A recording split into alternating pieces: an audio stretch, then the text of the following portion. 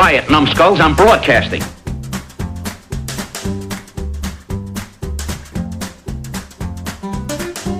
Hey kids, welcome to Grumpy Nostalgia, the Second Look Cinema podcast, the show where we go back to that blockbuster new release wall of our memory.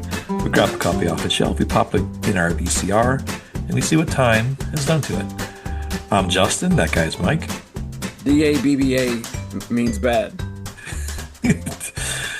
And together we're here to help you navigate all the landmines littered down memory lane. Ooh boy. Well, the phrase landmine means something, Mike, because you don't know it's there, and you could potentially step on it and die. But interesting about this movie, we knew it was there, and we trod upon it willingly. Hey, willing. I don't know about the willing part. I know you. I was submitted a list of possible movies, and I thought, hey, well, this one stuck out to me because I had never seen it, and there was, I was scared to see it when I was a young 23-year-old lad, and I'm even more terrified that I saw it.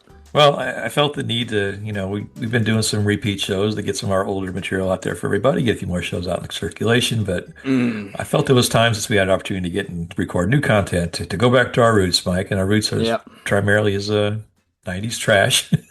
And so your assignment this week, Mike, I was not given half-heartedly. I knew the consequences of it. That's but, right. For those that haven't ascertained already, we're going to talk about the Flintstones.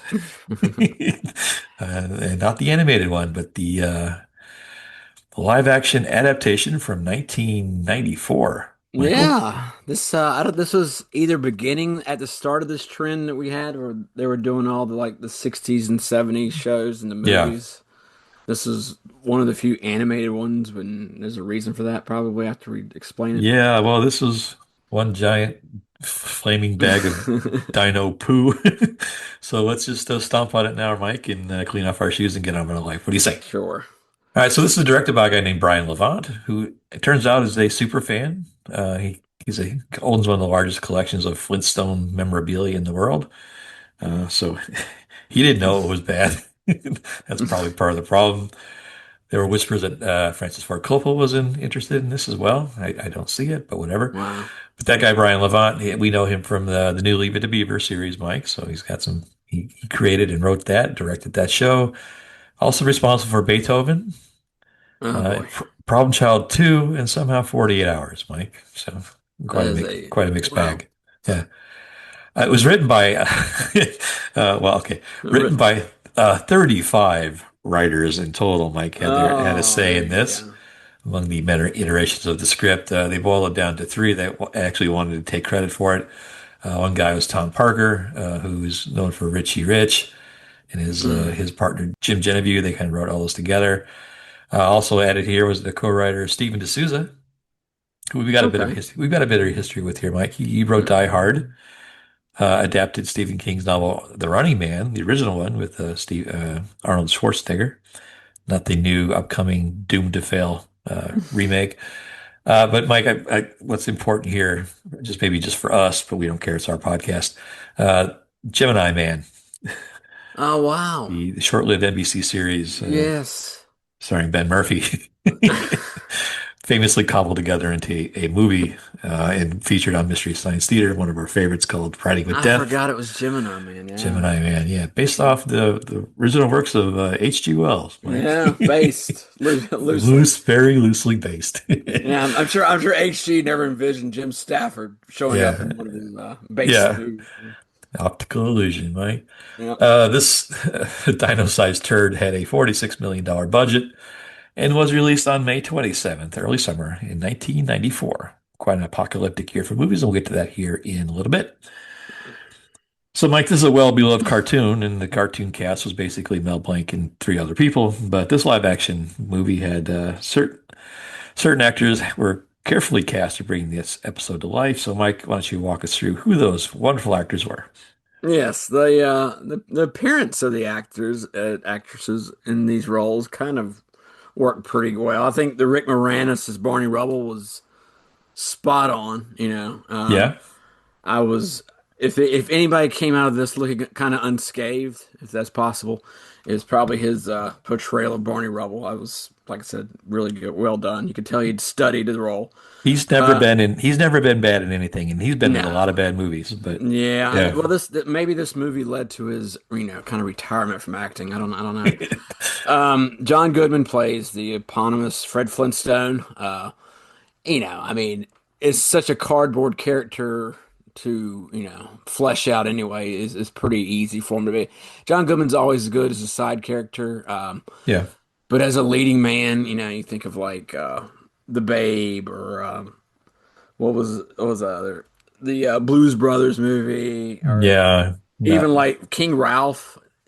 You think any kind of leading role is like he just does yeah. not perform well. He's always a good side guy.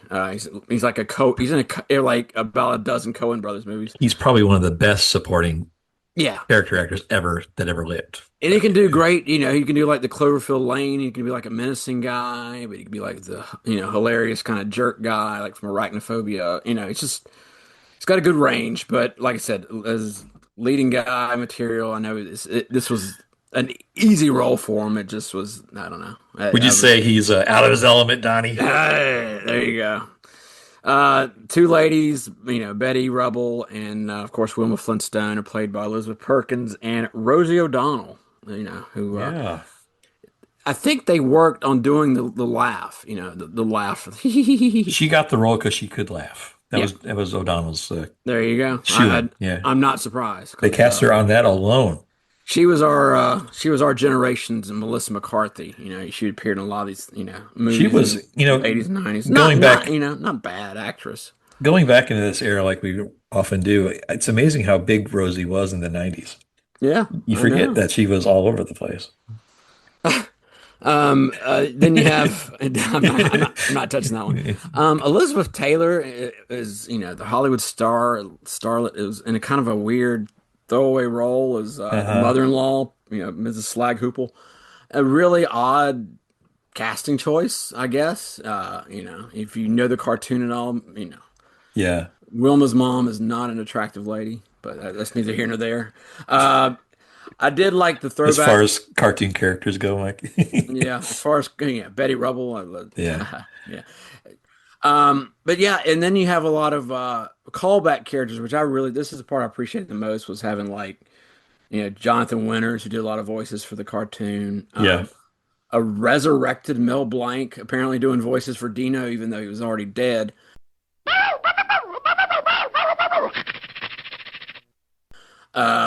Then you had a couple. You don't have to pay him that way.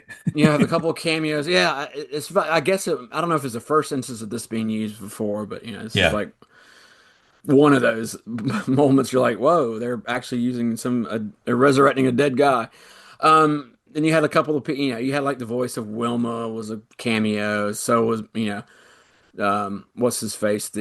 One of the I don't know if was it Hannah and Barbera were in here, but they were kind of They were just both in there, there. yeah. Yeah. Yeah. And my favorite though was Harvey Korman as the voice of the Dick DeBird in this, who most famously in the Flintstones was the Great Gazoo. Yeah. And for him to be in this movie, as soon as I heard his voice, oh cool, he's in it. So that made me smile. And then our two baddies, you had Halle Berry in here playing Sharon Stone. She's kind of the hooker with the heart of gold, and there, she's working with the real bad guy who is, the Chin himself, Kyle MacLachlan, Yeah. and he's kind of like I don't know, he's like a little. He's not in the cartoon. He was, obviously he was kind of a Yeah. made up menacing character. I thought they would make Mr. Slate the bad guy, but he's kind of, he's just there, or maybe have Joe Rockhead. And speaking of which, speaking of characters that shouldn't have been in the movie, Jay Leno makes a weird cameo in this as Robert Stack, kind of unsolved mysteries guy. That was odd. Yeah. Sam Raimi's in there too, briefly.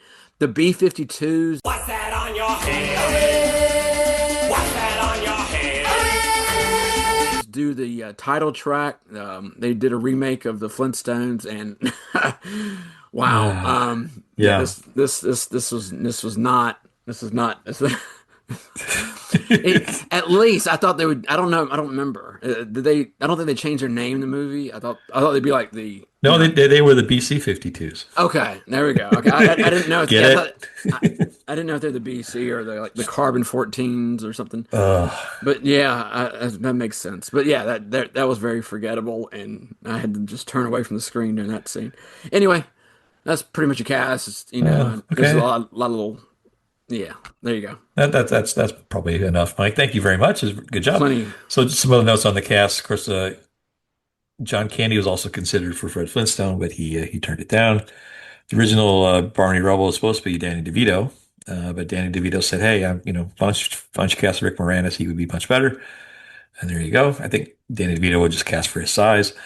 Gina Davis was considered for Wilma Flintstone. He had Janine Turner, one of our favorites from Cliffhanger, Mike, Mm. Sprite Pixie.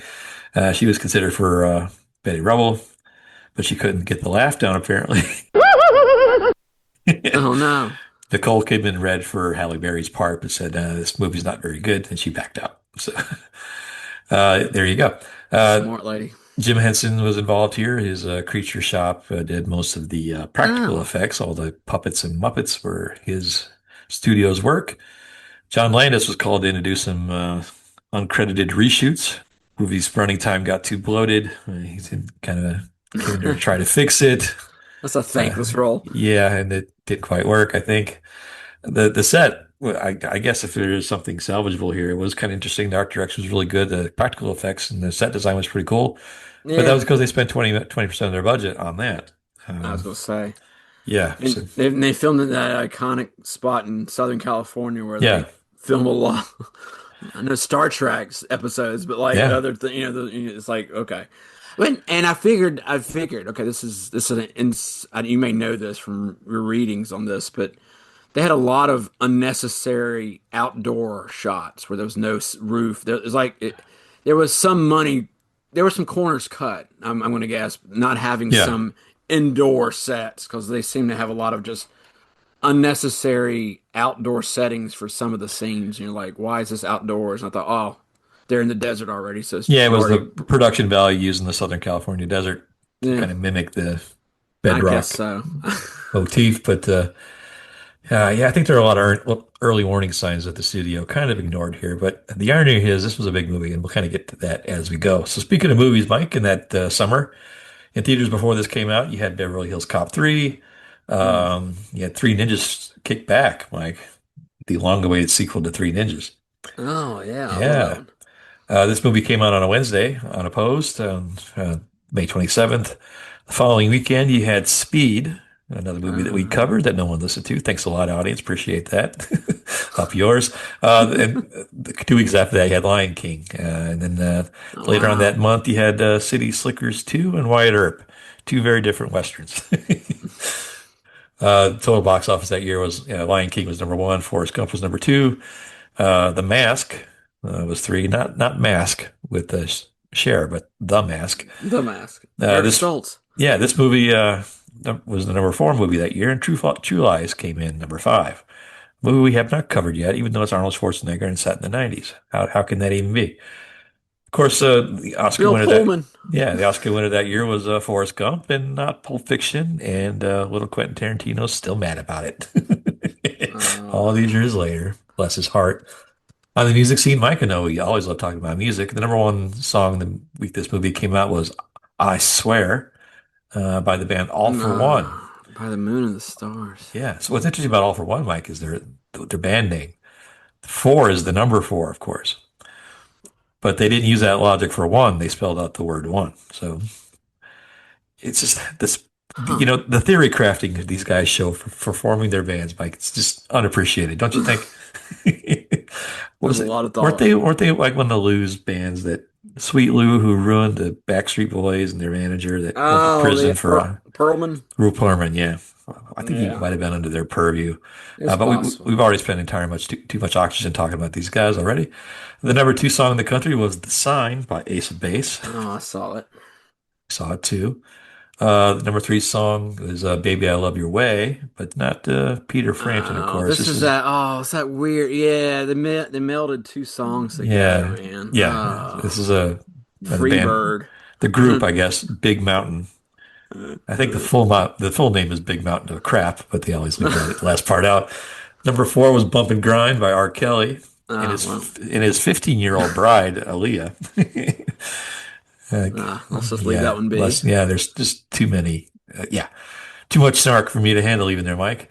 And the number 5 song was what we all were for having listened to any of these songs, "Loser" by Beck. Somehow Nice. that got into the top 5. Parador. Yeah, some other things in 1994 of interest probably to nobody. We were all quoting, Forrest Gump lines. That was the big thing that summer. Beastie Boys coined the term mullet. They were the first instance of ever using that term in their song "Mullet Head."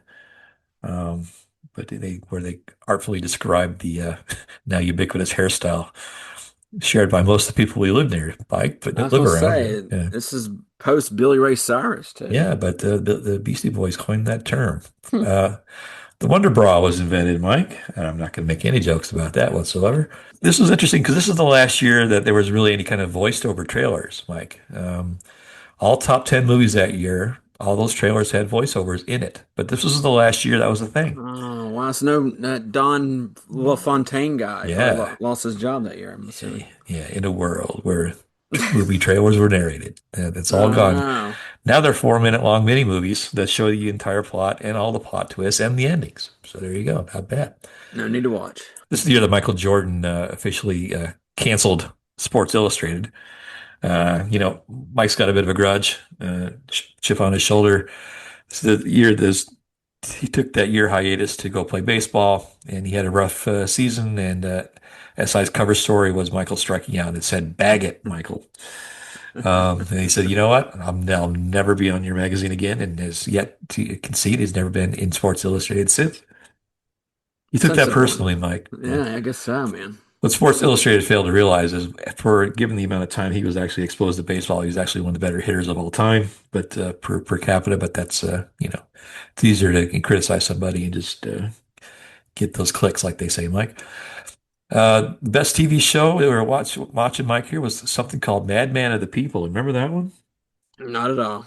Yeah, me either. But it had a 15 share on Thursday night on NBC Must See Thursday. It was the Dabby Coleman show where he played like some cranky newspaper editor that told it like it was, Mike. No, of course. Yeah, it got canceled after one season. Oh, no.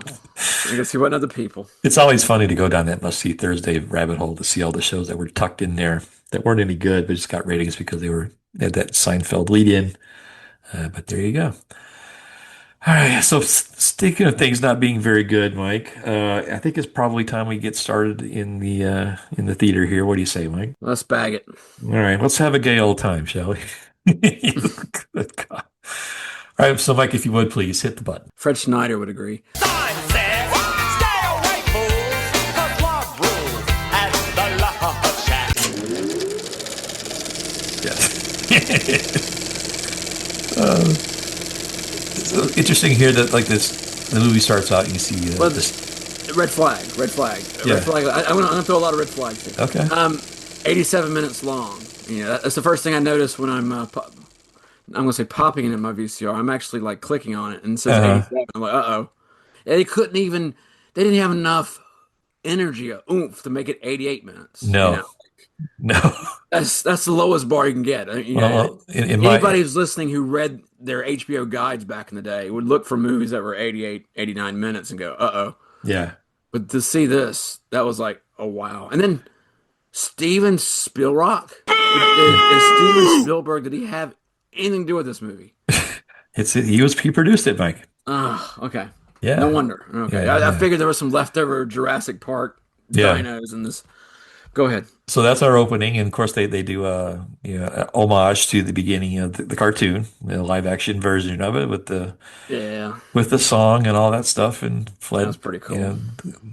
Quitting time with the quarry and all that good thing, and they cut away quite quickly to introduce the bad guys here: Colin McLaughlin, Halle Berry. I think Halle Berry said, "Just be sultry." Yes. And we'll play a saxophone every time you're on screen, and everybody will work out. Don't worry about it. That was a callback to the show. Okay. Every time there was a sultry person trying to tempt Fred or Barney, they would play the and they would really? Okay. There was even a character called Madame Sultry that would appear in Okay. several episodes. So there you go. Well, you're gonna have to do the heavy lifting because I'm just gonna expose myself now. I've never seen an episode of the Flintstones before. This is the reason I never saw this movie is because I had seen Okay. every episode, sometimes 9, 10, 11 times over. Okay. So I know every bit of lore as far as the TV show. So I yin and you yang. Okay, here we go. All right, so they're the two bad guys. They're they're evil. Duh, we get it. Okay. So what's interesting to me is like the minute they start out with the introduction of the characters, they, they take out that tired trope for every funny family film, like infertility. Oh, I know, right? So I guess the premise is that Barney was lent a certain amount of money by Fred so they could Yes. adopt a child. And yeah, and in the TV show, it's all assumed that they just couldn't have a child. Like they saw Oh, that's actually a real thing. they see that they go next door and they see Fred and Wilma playing with pebbles, and they're like, well, I wish we could have a child. Oh, I wish I could do that for you, Betty. And they just wish it. Like they actually see a Oh, shooting star and they make a wish, and the next day, Bam Bam shows up at their door in a basket, oh, okay. just like that. They don't have to adopt him. He just shows up. It's Okay. like immaculate kind of appearance. Well, speaking of Batman, we get to follow the new expected parents go into the adoption center there, and there's like orangutans in It was such. there. I'm gonna get back to that orangutan here in a minute. But they introduce, Bam Bam, and there's a Bam Bam montage, Mike, of him getting cleaned up and Oh yeah, growling, and they love the montages for this yeah, movie. there's a lot of montages here, and that's the first one of him just running around causing general havoc. Bam Bam. He was played by twins, Mike, by Yeah, Austrian twins. Austrian. Oh yeah, I'd yeah. like I to saw that. I'd like to see how they turned out now. Just curious. I figured they were in like one of those, those ESPN like strongman Yeah. competitions where they're carrying like a big boulder like 100 yards. Yeah. So you get introduced to the Flintstones at home, and there's a CGI dino, which is I think was kind of cool. Yeah. I did like some of the practical effects here. I did like some of the pig under the garbage disposal, and the Dicta bird was funny in some capacity. But we get introduced to Wilma's mother here, played by Elizabeth Taylor, and she's a shrew, and she's a typical mother-in-law trope. And uh, I did not like this movie at all, but there are a few things I did like. One of them was that she called him Fatso. Oh yeah, yeah. And he had one of the greatest lines ever. She said something to the effect of, "I had my hands full with you," and he says, "The only time you've had your hands full is when you scratch your neck," implying that the violet-eyed starlet has a big fat neck. So I was okay. Well, maybe we're getting somewhere, This isn't bad. but this quickly gets exhausted. So well, let's move on to the plot here, Mike. It sounds funny saying the word, but the premise is that the quarries have an executive training program, and they're looking to promote somebody, and Fred thinks he should give it a try. And you can tell when they're taking the exams here that he's struggling, and Barney, in an attempt to like repay him for his childbearing gift, he does the test and he swaps the envelopes out, giving Fred the good answers that of course, that he earned. And the idea of creating this executive is so the evil Kyle can have an embezzlement scheme. That's right. Yeah, Yeah, and in the show and everything else you know about Barney Rubble, he is dumb, if not dumber than Fred. Just so you know. there you go. Perfect. Okay. But so Fred ends up getting the job, and then just a long story longer, he starts to let that position go to his head.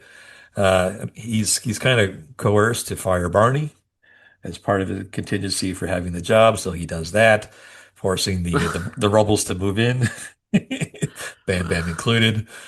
And then Fred continues to let his ego get to him, his newfound wealth, and Yes, you get a montage of him just how they get yeah. more and more stuff. Yeah, and then Fred, develops a relationship with the Dictabird here, voiced by Harvey Korman, as you mentioned earlier.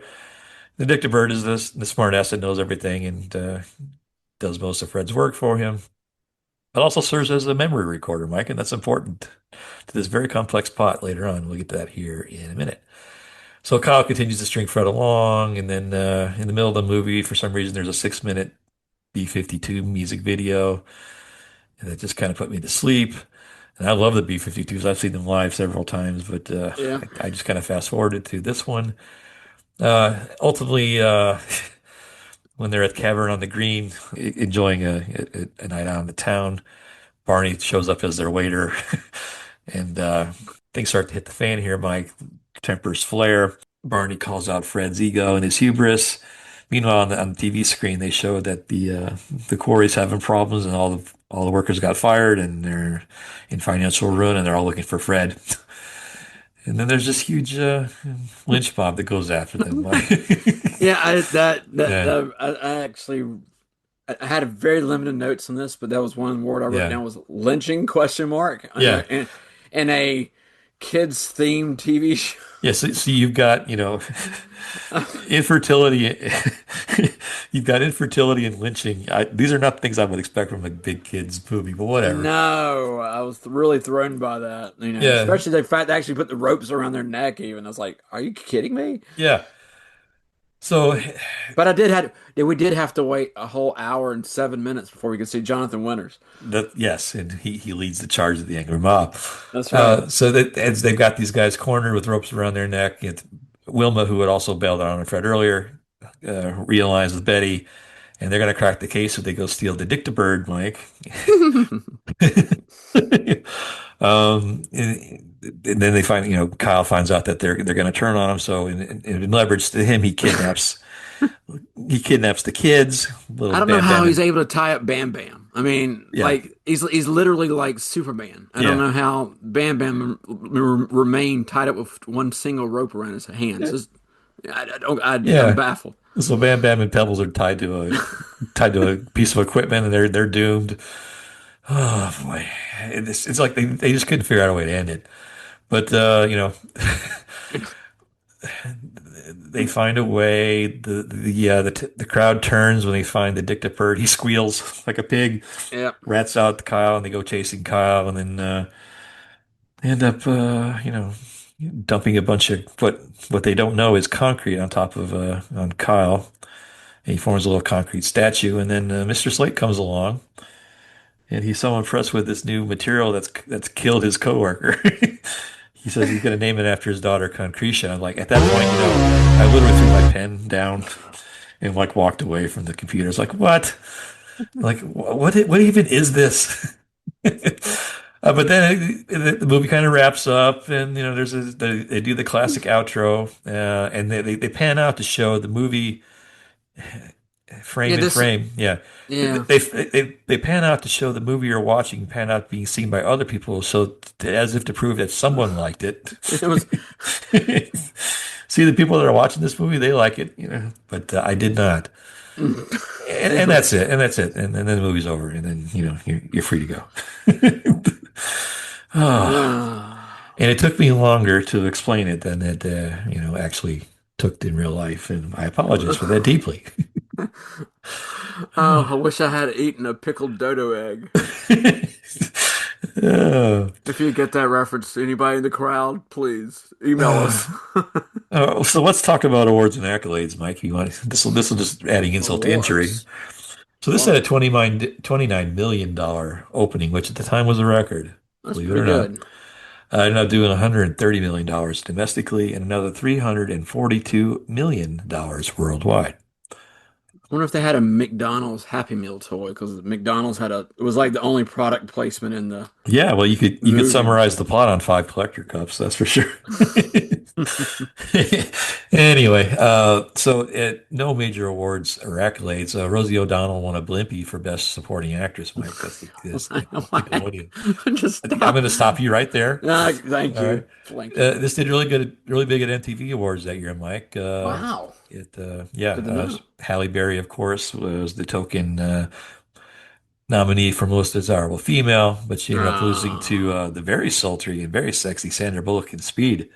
Remember how desirable she was in that in Speed? The Yeah, screaming and the crying and the dress and the no makeup and the I frumpy know. clothes, and she was very desirable there. That's right. But yeah, so there you go. Where Huh. this movie really cleaned up, Mike, of course, is the Razzies and the Stinkers Bad Movie Awards, Oh, really? where it won worst remake or sequel. It also Oh, won Worst Supporting Actress for Rosie O'Donnell and Liz Taylor. They share that award, Mike, oh, so as not to split it or deny either one of them that merit. They also was winner for the best screenplay, and it was awarded to all 32 writers for a screenplay. beautiful. Yeah, it did well enough to foster a sequel called Viva Las Vegas.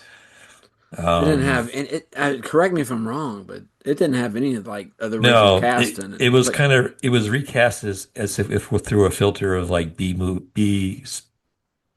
level television stars. okay, Like it should have been a made for TV movie. I think I Mark remember Stephen Addy, Baldwin Stephen was in Baldwin it. played Barney. I think Mark Addy, Yeah. the English actor, played Fred. You had Kristen Johnson from Third Rock in the Sun, Jane Krakowski. Uh, Yeah, they are all in it. And I guess, but Mike, saving grace here, Buck Cartalian was in Viva Las Vegas. You remember who Buck Cartalian is? no. Uh-uh. He's the former wrestler who played Julius in Planet of the Apes. Oh, wow. You did a whole dissertation on him. You named all the movies he was in, Mike. Shut up, you freak! Buck Cartel. I totally forgot now. Yeah, Wow. yeah. So there you go. I have the memory. Yeah. Well, please tell me Elizabeth Taylor wasn't in the sequel. No, But okay. no, but they got Joan Collins instead. So yeah, Ah, it was there just you go. it was as if they, A look-alike. yeah, it's like they dubbed a high quality copy to a VHS rental, and there you go. So, Mike, we really tipped our hand about how we feel about this, and this is getting to be entirely more painful than I was expecting. But now it's come the time for what we sort of the premise of our podcast, something we could call the Grumpy Meter. This is where we go back and review the movies we watched as young filmgoers back in the day, and then we watch them again now through the filter of grumpy old jerks and decide whether our opinions have changed one way or the other. So, Mike, why don't you go ahead and tip us off and talk about your first view, which I think might have been this one, and your most opinion. Yes. So, what more or less, why don't you just give me your take on the film and whether you regret missing it back in the 1994? No, I don't regret missing it. This was I avoided it, like I said, for the simple fact that I did love the TV show so much, and I did not think it was possible to create a live version of a cartoon that was so Yeah, well done. And a lot what you got to remember is this cartoon was based on The Honeymooners, which was a popular yeah, TV show in the 50s on CBS, and they wanted to do an animated version of it that was for children and adults, yeah, and that's one of the charms of the original TV show is that it had humor in there yeah. that It was a prime time show. it could be appreciated by Yeah, adults and children, and without the theme of somebody being lynched. Um, or Baron. but yeah, if you look on YouTube, some of the funniest scenes or funniest things you can find are like the commercials they used to have of like Fred and Barney advertising like Chesterfield or Lucky Yeah, Strike cigarettes. Those are fabulous. Which I think sadly killed Alan Reed, who was the voice of Fred. I think yeah, died of lung cancer, ironically. But yeah, I was into this movie for the first few minutes. I thought, okay, I'm gonna give it a chance, and like the shot for shot opening of the start of it was kind of cool. Then about I don't know, then people started talking. it might have been well, no, even past that, Yeah, the setup of the town, like I said, it wasn't bad. There was a humorous part where you see the headline of the paper Fred's reading, and it says a pterodactyl had to eat an Andean rugby team or something. That was funny. It's just a yeah, throwaway little line. But I think it was 18. Might have been the first montage. In fact, there was like a song about caveman. I don't know uh-huh. if it was eight. I Yeah, paused it just so I could see what time it was. 18 minutes in, I was done. Once they started having stupid music and they showed people all yeah. jumping around. There was a lot of off-putting stuff like the lynching and the barren rubbles. But even like the scene of the workers at this, Slate quarry, Yeah. there were actual like Neanderthals in there, and I was like, Yeah, what are they doing here? I mean, come on, at least get your time right. It was so yeah, off-putting because it did look like the cast of like Planet of the Apes when you're watching more. Then all of a sudden they cut to Fred, who looks this clean-looking lad on top of his brontosaurus. yeah. He even makes a joke, like a racist joke, like we don't deal with Neanderthals anymore. Yeah, and I'm like, wait, they're your coworkers, dude. They're And your, they're your that was another relatives. that was off putting. And like I said, the further it put me out of the movie. Just then the B-52 show up and they do there's a montage of one of their songs Oh, playing as you see like yeah, where the Flintstones kind of moving on up. And just a lot of just unnecessary gags that just didn't work, and they would yeah, work on an animated series. And like I said, I did like the some of obviously they were leftovers from Jurassic Park, and I feel like that was one of the reasons this movie was kind of greenlit was the success of Jurassic Park. Like, oh, I got a movie we could show dinosaurs in, and they were like, oh, that's great. And we'll frame it based on an old TV show, and yeah, they yeah. melded it together. And this I Yeah. for people who like the TV show, I could really see why they hated this. Yeah. It was tough. They nailed a lot of just the basics, and like you said, you had a guy on the writing team, or I don't know if the director, but somebody Yeah. who showed it did show some small little bits in there. You were like, oh yeah, that was taken from that. Like it even had the song, Bedrock. Uh, Fred and Barney singing it in their car. You're like, oh yeah, that song, because there was a whole episode based on rock roll and singing that song and eating pickled dodo eggs. see, And I missed all this because I never watched the show. oh yeah, there was, but the whole movie, in this version, felt like just one episode of the show, and it was just stretched out over an hour Okay. and 27 minutes, and it just for All me right. didn't work, just because it just felt a little charmless, and after I watched it, I felt kind of empty inside, if that makes any sense. Believe me, I can relate. So, yeah, thank you very much, Mike. That's a very good take. So the first time I saw this, again, for all the reasons you just mentioned, Mike, I was kind of in the CGI dope stick era of my life, and like, oh wow, they could take the same stuff that was in Jurassic Park. I thought, well, I'm curious. Hmm. I was just only curious about the CGI. And so I sat down there and I realized that like nothing really happens. I had completely forgotten every scene of this movie, and even though I sat in the theater and watched the whole thing. I essentially wasted a Saturday of my life back in 1994 as a spry 23-year-old man that probably had better things to do. But there you go. So I just didn't like it. But back then, Mike, I was more immune to the effects of movies like this because it's like you could just take that screw it, drive on approach because in the next theater over. They're playing Speed and Pulp Fiction and The Crow and True Yeah. Lies. I mean, you could just move on to the next thing. These things didn't hurt you much because there's always something else to replace it or supplant it. But yeah, so that's how I felt in the beginning. So probably like a 1 out of 5. I watched it again when you were out of country. 0 out of 5. And I remember like giving you that list of potential things to watch and like really regretting this by this time. So I watched the whole thing through, and I punished myself for picking this by making myself watch the whole thing. And it was just I think you articulate it in a way too, Mike. It's like after about 28, 29 minutes, they just run out of gas. Yep. There's just not enough. You can't stretch this premise, a 22 minute, you know, animated show. You can't stretch that in to 90 minutes, much less 87 minutes. And, it was like they just ran out of things to do. And I think the montages and the music videos and all the sight gags, which were the only saving grace for me, and I'll get to that here in a minute. But it was just one of Hmm. those, just emblematic of like, that's like a movie that would come out now and people would love it. Right. But Yeah, that's probably people true. do not like this movie. And this is currently on several worst movies of the 90s lists Wow. even though it fostered that ridiculous box office and people went to see this movie and so somebody liked it at some point.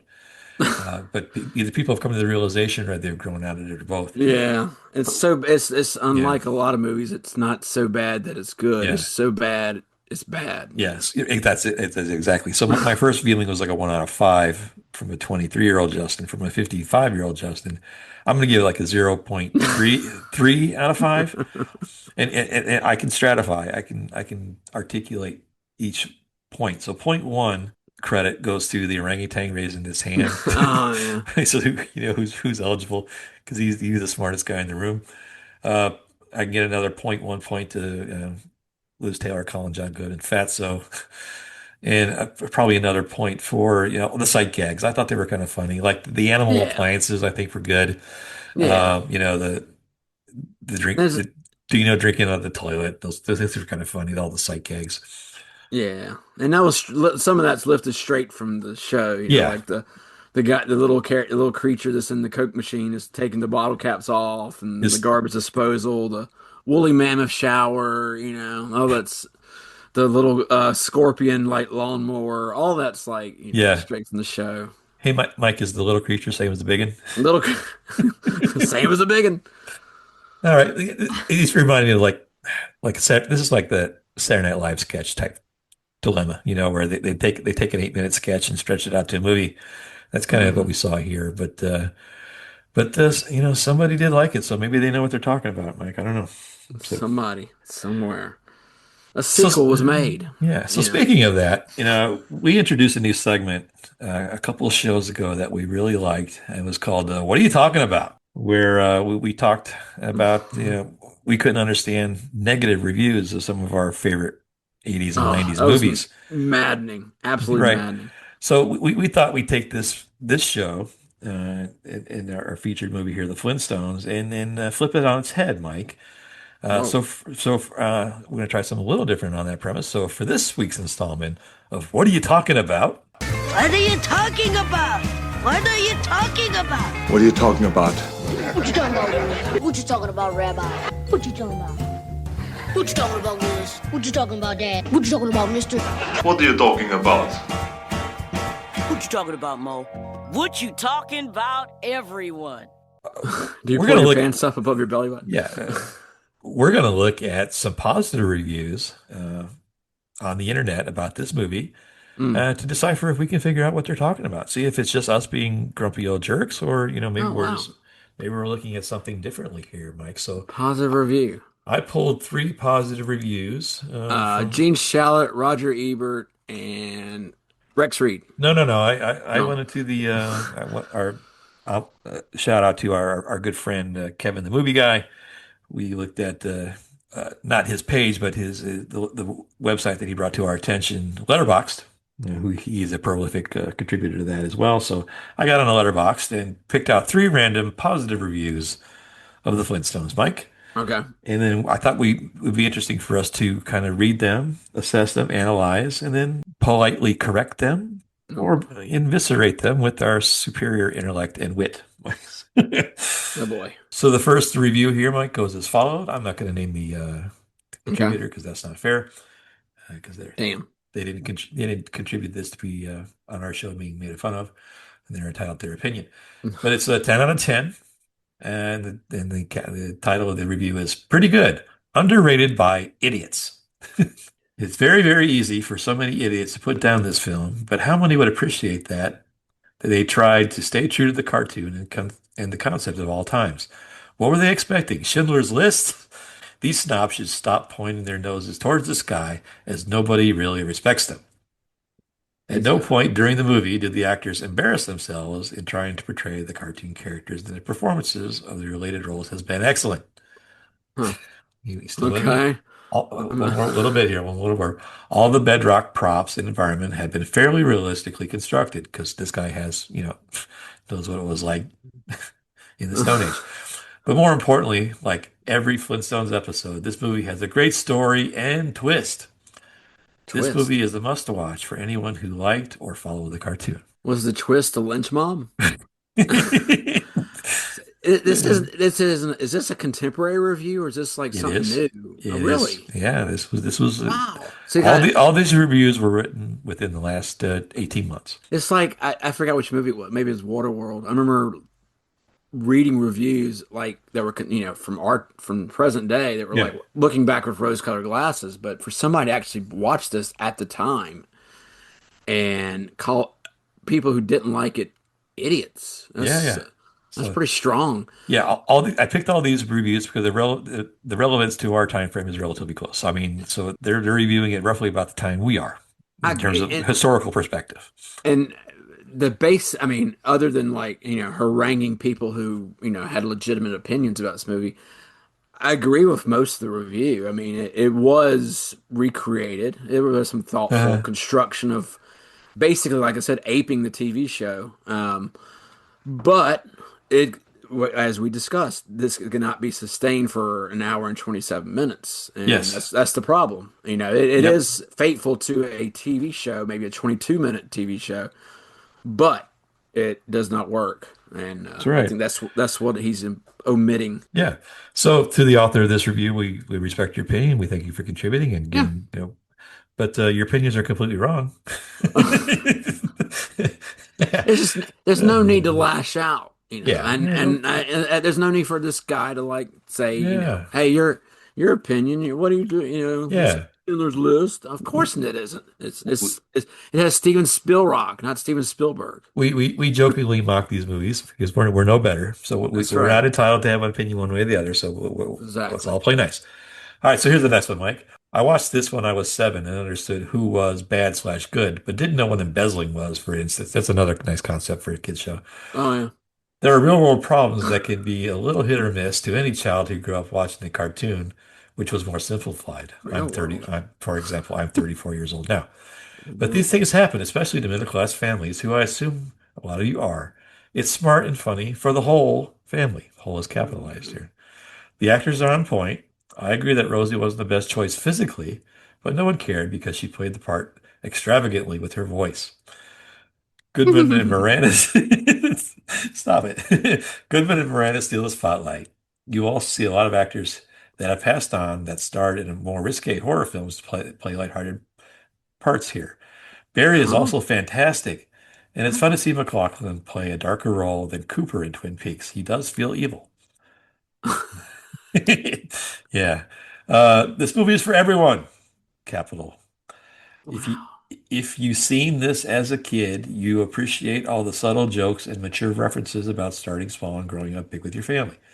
That's what Hanna-Barbera cartoons are all about, telling a good story. Not a perfect movie, but you feel like you're there. Smiley face emoji. Okay. The end. This is where we run into a problem with our premise of our show as far as being grumpy nostalgia. I mean, Yeah.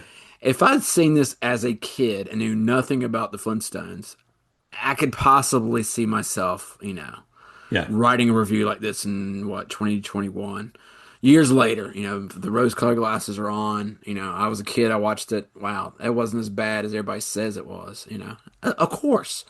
But would a 7-year-old child even understand the concept of embezzlement or, infertility? I don't, I just, it visually would be stunning for a 7-year-old to see the dinosaurs and these, Yeah. people moving buses and cars with their feet.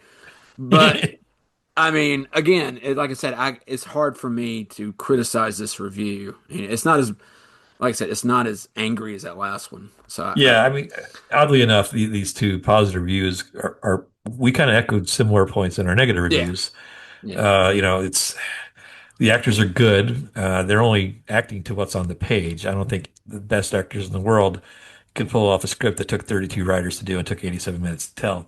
yeah. So I don't I think mean, that's yeah. if see the where I would differ was you think of a show like Benny Hill show. Uh, It had adult themes in it, obviously, but you watch it as like a 7 or 8 year old kid, like I did, and it's hilarious. They're running around, and Yeah. the bald guy losing his toupee again. But I guarantee, I watch it now, I'll be like, "Phew, wow, that was really dumb." Yeah. There was some clever skits once in a while, but for the most part, the slapstick comedy, it's just like it would be so old that I would be like, "Wow, this is really bad." And that's Yeah. probably the best way. Maybe this guy will feel in another 20 years when he Yeah. watches the Flintstones again. But, I think there's, if you're once you reach a certain age, you should look at it with maybe a little bit different eye than through the eyes of a 7-year-old. This is true. All right, so I think what the producers of this film were trying to capitalize on is this is a child's movie, Yeah. and our generation that grew up watching this cartoon would want to see it. So, Hmm. but it didn't pay off. I don't know. We've said enough about it already. No more oxygen to that argument.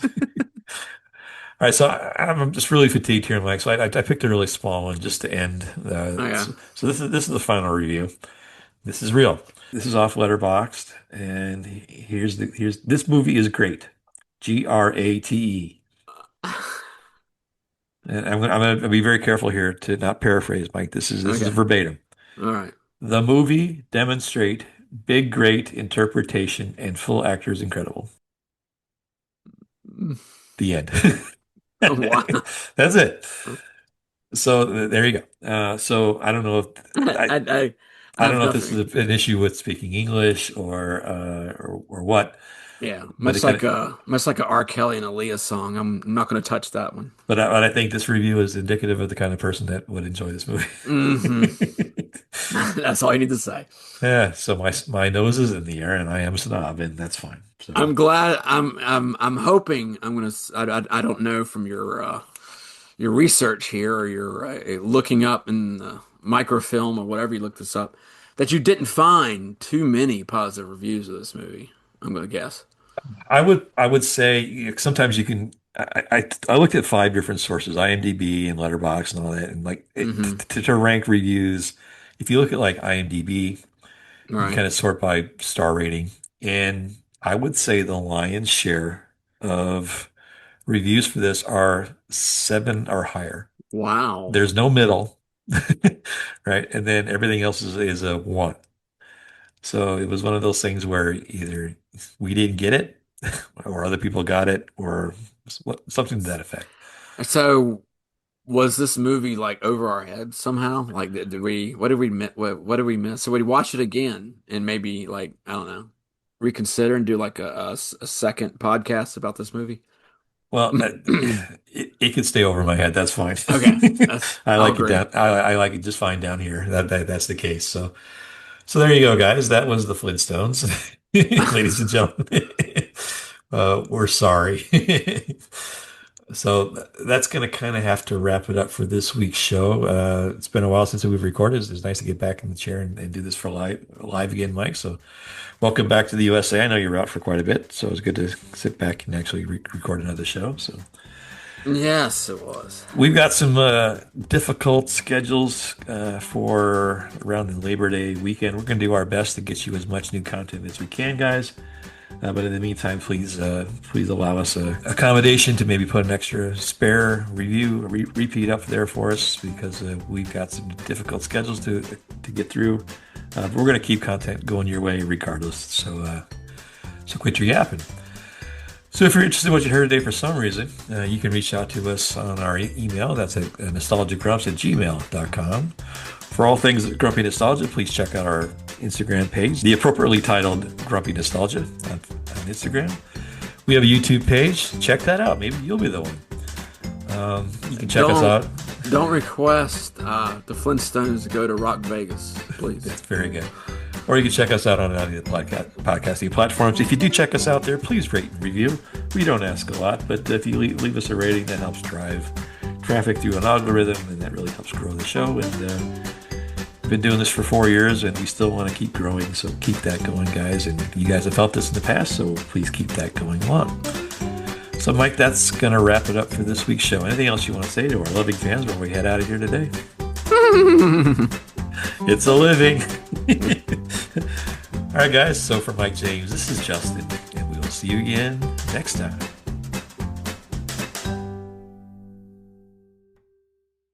Yabba dabba don't.